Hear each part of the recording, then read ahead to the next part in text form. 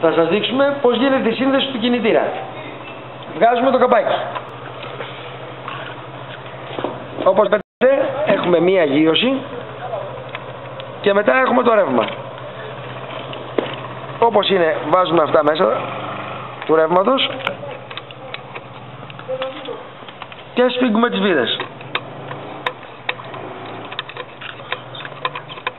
Η γύρωση μπαίνει στο τέρμα από την από εδώ μεριά. Εδώ μπαίνει η γύρωση. Εδώ είναι το ρεύμα.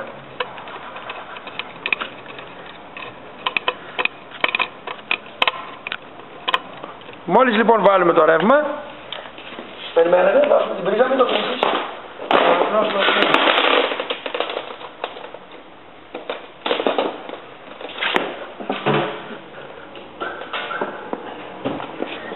Όπως βλέπετε η πλακέτα έχει πάρει ήδη ρεύμα.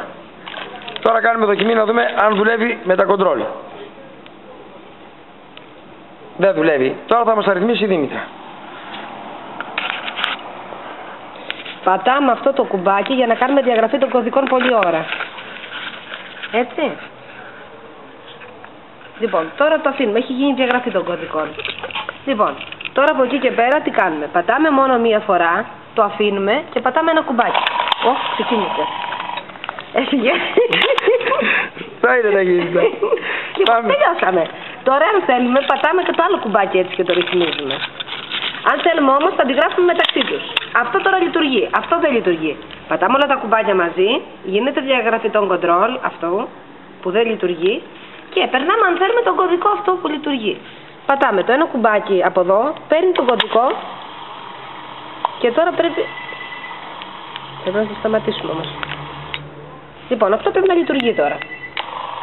Λειτουργήσε. Και αυτό λειτουργεί. Και αυτό λειτουργεί. Όλα λειτουργούν. Μια χαρά. Τέλεια. Τέλεια. Αν θέλουμε να αλλάξουμε κωδικούς, λοιπόν, τι κάνουμε. Πατάμε πολλή ώρα και ξαναπερνάμε τους κωδικούς. Αυτά.